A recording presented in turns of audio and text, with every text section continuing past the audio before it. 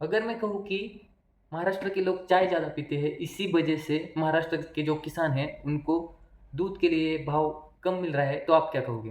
नमस्कार किसान भाइयों, फार्मिंग मंत्रालय में आपका स्वागत है और आज हम देखेंगे कि महाराष्ट्र में ही क्यों दूध के भाव जो है वो अक्सर गिरते रहते हैं। साथ ही हम ये भी देखेंगे कि महाराष्ट्र में जो दूध का धंधा है या दूध का व्यवसाय है, वो उसका फ्यूचर क्या है, वो करना सही है, ये जो रेट कम मिलने की जो दिक्कत है वो मतलब कि सॉल्व होगी या नहीं, या फिर हमेशा यही बात चलती रहेगी। तो देखने के लिए बने रहे। तो सबसे पहला रीज़न ये है कि ज़रूरत से ज़्यादा प्रोडक्शन। तो महाराष्ट्र में प्रोडक्शन कितना है ये जानने से पहले आपको ये समझना होगा कि कोई भी डेयरी हो, अगर मान लो उसका 2 लाख लीटर कलेक्शन है, तो जो डेयरी होती है वो उसमें से उसका सेल रहता है, मतलब कि जो लूज मिल्क रहता है या जो अपना पाउच पैकिंग वाला दूध रहता है, लिक्विड मिल्क, तो वो मान लो कि किसी डेयरी का 90,000 है या 1 लाख है, तो वो उनके मार्केटिंग पे डिपेंड रहता है कि वो कितना बेच रहे हैं। अगर 2 लाख ले रहे हैं और 90,000 ही वो पाउच पैकिंग का बेच रहे हैं, तो बाकी जो दूध है उसका वो करेंगे क्या, वो तो रख नहीं सकते। तो इसीलिए उधर रोल आता है पाउडर प्लांट का। तो पाउडर, ये जो एक्सेस और मिल्क है वो पाउडर प्लांट में उसकी पाउडर बना के उसको स्टोर किया जाता है या तो फिर बेच दिया जाता है अगर रेट सही हो तो महाराष्ट्र में टोटल हर दिन का कलेक्शन 1,30,00,000 के बराबर है। तो पूरे महाराष्ट्र में जो दूध मतलब कि हर दिन प्रोड्यूस होता है उसमें से करीबन 90 लाख से 80 से 90 लाख लीटर जो दूध है वो जाता है पाउच पैकिंग के लिए, जो कि हम दुकान से लेते हैं, पाउच में भर के आता है वो 90 लाख लीटर तक है। तो बचा कितना दूध? टोटल 40 लाख लीटर दूध एक्स्ट्रा बचा। इसका करना क्या है? इसकी तो पाउडर ही बनेगी, तो फिर इसकी पाउडर बनाई जाती है। और जो दूध के रेट होते हैं ये एक्सेस, अगर किसी प्रोड्यूसर के पास ये एक्स्ट्रा पाउडर पड़ा हुआ है, तो महाराष्ट्र में तो इतनी डिमांड नहीं है, दूध पहले ही इतना ज़्यादा है, तो पाउडर का लेके क्या करेंगे? पाउडर कहाँ यूज़ होता है? कोई आर्मी है जहाँ तक कि मतलब कि जो चिल्ड सर्विस नहीं है, मतलब कि दूध ठंडा रखने के लिए जहाँ प्रोविज़न नहीं है, उस एरिया में ये पाउडर वाला दूध या यूएसटी वाला दूध चला जाता है। और सबसे ज़्यादा इस पाउडर का एक्सपोर्ट होता है। तो बाहर जो बाहर के देशों में, फॉरेन कंट्रीज़ में जो पाउडर के रेट्स है, उस हिसाब से ये जो बिजनेसमैन है या जो डेयरीज है वो डिसाइड करते हैं कि ये पाउडर सेल करना है या नहीं। तो बाहर के मार्केट में अगर दूध के रेट अगर कम हो गए तो ये पाउडर जो है वो लोग रोक के रखेंगे, उसे बेचेंगे तो नहीं, क्योंकि कोई घाटे में अपना सौदा क्यों करेगा ना। अगर मान लो कि आपका प्रोडक्शन कॉस्ट पाउडर का आ रहा है 150 या 200 या 220 रुपये, और मार्केट में जो चल रहा है वो 180, 150 रुपये, तो कोई भी हो, चाहे किसान हो चाहे बिजनेसमैन हो, वो क्या करता है कि उसको स्टोर करके रखता है। तो जब स्टोर करने की कंडीशन आ जाती है, हमें तो पता नहीं होता कि मतलब कि या बिजनेसमैन को तो पता नहीं होता कि ये जो बाहर के देश है उधर रेट फिर से कब बढ़ जाएंगे। तो और वो अपना दूध सडनली कम भी नहीं कर सकते, दूध लेना कम भी नहीं कर सकते, क्योंकि हर रोज़ के जो किसान जुड़े होते हैं वो तो नाराज़ हो जाएंगे, तो उनको आगे एक्सपांड भी तो करना है। तो वो क्या करते हैं कि दूध कम प्राइस में खरीदते हैं। तो उससे क्या हो जाता है कि मतलब क्यों खरीदते हैं कम प्राइस? क्योंकि वो तो बेच नहीं रहे हैं आगे पाउडर, और वो सब पड़ा का पड़ा रह रहा है, उसका स्टोरेज कॉस्ट है, उस पर जो लोन लिया हुआ है वो बढ़ रहा है, ये सारी बहुत सारी चीज़ें होती है, या कोई उनका कोई पर्सनल एजेंडा होगा, तो ये स्टोर किया जाता है। और इसी वजह से फिर किसान के ऊपर इफेक्ट पड़ता है कि किसान से कम कीमत में, कम दाम में दूध खरीदा जाता है। तो इस केस में क्या होता है कि कंपनी का नुकसान जो है वो बहुत कम समय होता है, क्योंकि मान लो कि उन्होंने अगर गोडाउन भाड़े से लेके अगर उसमें रख भी दिया तो उसका भाड़ा बढ़ेगा, पर एक समय ऐसा आता है कि एसएमपी और जो डब्ल्यूएमपी के है भाव जो है वो अचानक से बढ़ जाते हैं, और जो इन्होंने स्टोर किया हुआ रहता है वो तो उन्होंने मतलब कि जो जब रेट कम होते हैं दूध के तो वो ज़्यादा से ज़्यादा दूध लेते हैं, और क्योंकि वो दूध की कीमत कम रहेगी तो उनकी प्रोडक्शन कॉस्ट भी कम रहेगी। और ये कम प्रोडक्शन कॉस्ट वाली पाउडर जो है वो जब पाउडर के रेट अचानक से बढ़ जाते हैं तो बहुत बार ऐसा होता है कि उनको बहुत ज़्यादा रेट भी मिल जाते हैं, तो कि मतलब कि ये जो स्टोरेज का ये है कि लोन का, मान लो कि लोन लेके इन्होंने अगर दूध खरीदा है तो वो इंटरेस्ट बढ़ेगा, पर एक समय तो ऐसा आएगा ना कि हर बार तो ऐसा नहीं होगा कि घाटे में ही चला जाएगा। तो ये जब पाउडर के रेट बढ़ेंगे तब बेचेंगे तो उनको तो मुनाफा जो है, वो मार्जिन है, वो चाहे थोड़ा बहुत कम मिलता हो पर मिल तो ही जाएगा ना, क्योंकि पाउडर तो ख़राब नहीं होता। पाउडर की सेल्फ लाइफ 2-2 साल तक रहती है, WMP की 600 महीने तक रहती है, SMP की 2 साल तक रहती है। पर किसान के बारे में ऐसा नहीं है ना, कि किसान का नुकसान इसलिए होता है क्योंकि उस किसान कहाँ स्टोर करेगा, एक दिन भी रखा तो भी उसका दूध खराब हो जाएगा। तो इसमें अक्सर किसान का ही नुकसान होता है। ये तो हो गया एक कारण कि दूध ज़्यादा होने की वजह से महाराष्ट्र के रेट से वो दूध के रेट से वो किसानी के लिए नहीं बढ़ रहे। दूसरा एक कारण है कि जो महाराष्ट्र में कुल प्रोडक्शन है, जो कि मैंने बताया कि 1 करोड़ 30 या 40 लाख के करीब हर रोज़ का प्रोडक्शन है। तो उसमें से 30%, हाँ मैं सही कह रहा हूँ कि 30% मिल्क प्रोडक्शन है वो मतलब कि एडल्ट्रेशन वाला है। मतलब कि मान लो कि वो उसको दूध कंसीडर नहीं कर सकते, या उसमें कुछ भेसळ हो गई है, या फिर उसमें कुछ मिलावट है, मतलब कि 30% दूध मिलावटी है। तो मतलब कि 35 से 30 से 35 लाख लीटर दूध जो है वो मिलावट का आता है। तो मान लो अगर किसी बाजार में या मार्केट में 100 गाय बेचने के लिए, 100 जानवर बेचने के लिए आए हो, और उसमें से 30 जानवर जो है वो बाकी 70 तो गाय है, पर 30 जानवर जो है वो गधे हैं। पर लोग तो उसको ले रहे हैं ना, लोगों को पता ही नहीं है कि वो गधा है करके, लोग तो उसको खरीद रहे हैं। तो जो बाकी की 70 गाय हैं वो तो उसका तो प्राइस अपने आप कम ही हो जाएगा ना, कि जो असली वाली है। 30 जो गधे हैं, गधे गधे की प्राइस कम रहती है, तो वो गधे का जो मालिक है उसको कम में बेचेगा ना। मतलब उसको तो क्या कि गधा गाय करके बेचना है, तो उस वजह से वो कम प्राइस में बेचेगा तो भी उसका फायदा ही है। उसी प्रकार से दूध के बारे में होता है, जो कि मिलावट वाला दूध है वो लोग कम प्राइस में बेचते हैं। और इसी वजह से जो अपना अच्छा वाला दूध है उसके भी भाव गिर जाते हैं।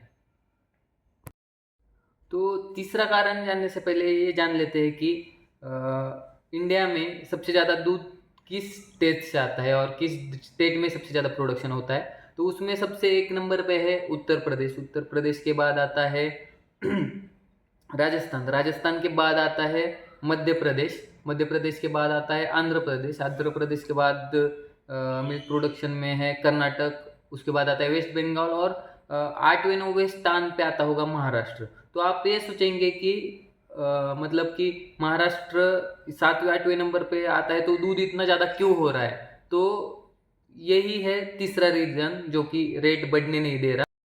पर कैपिटा कंजम्पशन, मतलब कि स्टेट का, जो राज्य का हर एक इंसान एवरेज कितना दूध अपने खाने के लिए इस्तेमाल करता है।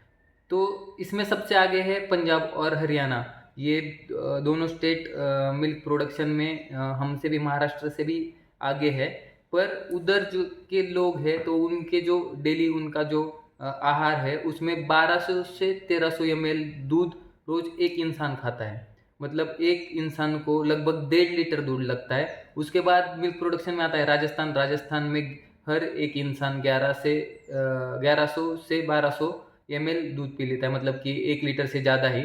उसके बाद वेस्ट बंगाल में 600 से 700 ml, और MP और आंध्र प्रदेश का भी लगभग आधा लीटर से ज़्यादा ही है। पर वही महाराष्ट्र में आता है 329 ml। मतलब हर एक व्यक्ति सिर्फ 300 से 350 ml, 350 भी नहीं, 300 से 330 ml तक रोज दूध पीता है, या किसी चाय या मतलब अदर इसमें मिला के।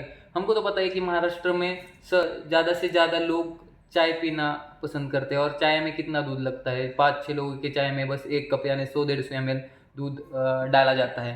तो इसी वजह से मतलब अगर स्टेट की जो जनता है वो दूध ही नहीं ज़्यादा खा रही है, वो 300 ml लग रही है, तो अगर मान लो एक किसान के घर से अगर 15 से 20 लीटर या 100 लीटर दूध वो निकाल रहा है और उसके घर में बस 1 लीटर या 2 लीटर ही यूज़ हो रहा है।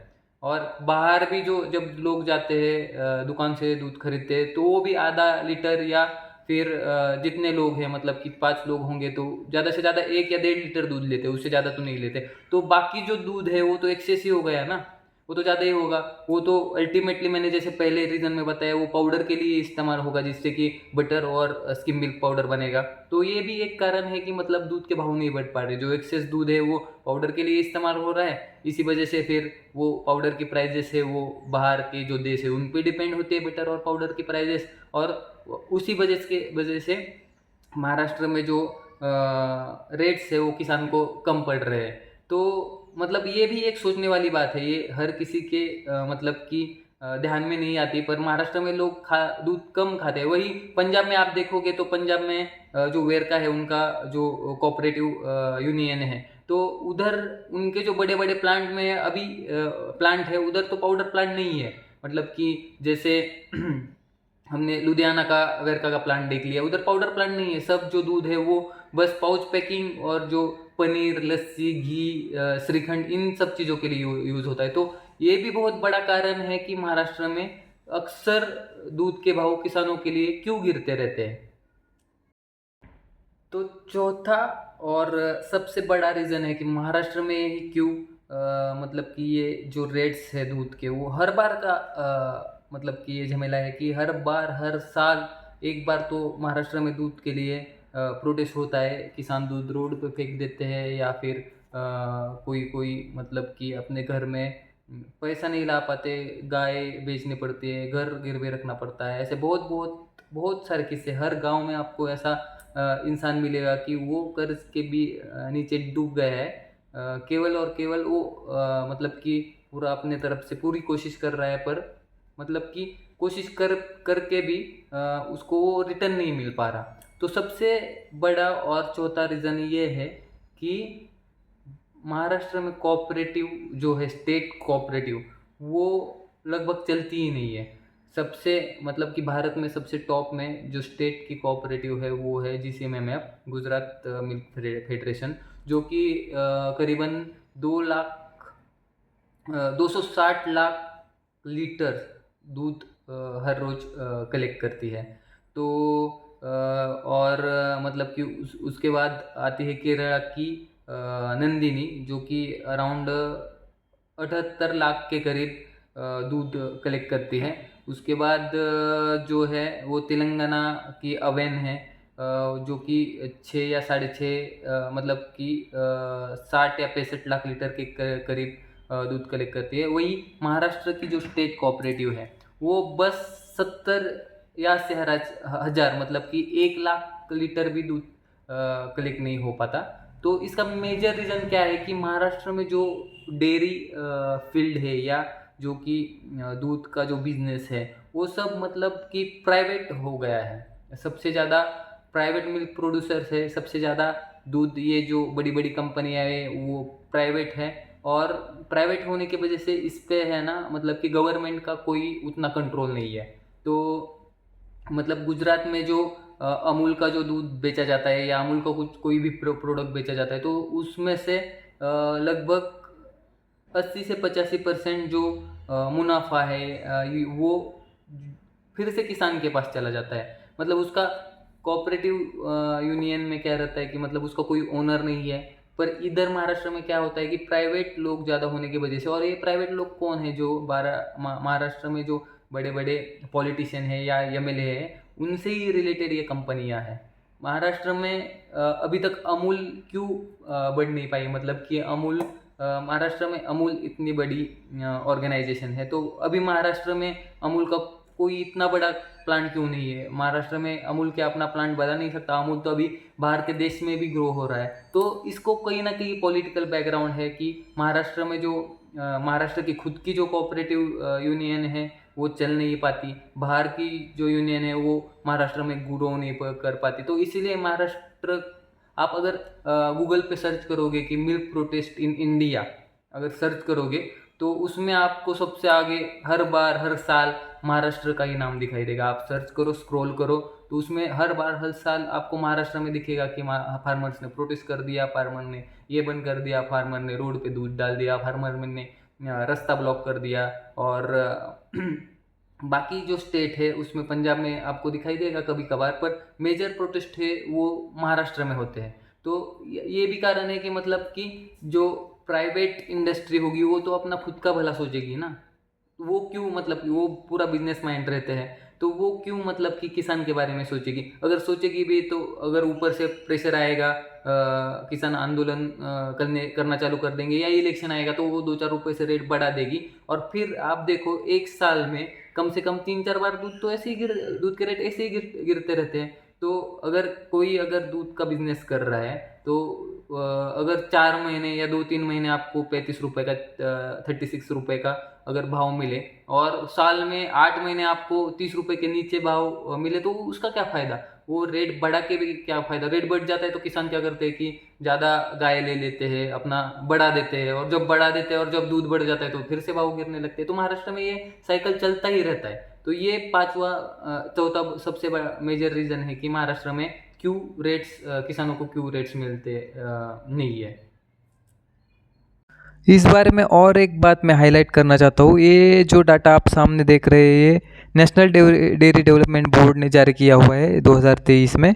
तो इसमें भारत में जो 281 जो यूनियंस है या मिल्क फेडरेशन है, तो उसमें से 20 जो नॉन फंक्शनल है जो कि अब बंद हो चुकी है। तो उसमें अगर आप महाराष्ट्र का नंबर देखोगे तो महाराष्ट्र से इन 20 कोऑपरेटिव में से 9 तो महाराष्ट्र की ही है। मतलब 50% तो पूरे देश में से महाराष्ट्र से ही बंद हो गई है। तो ये थोड़ी विचार करने वाली बात है कि महाराष्ट्र में ही इतनी कोऑपरेटिव बंद क्यों हो गई।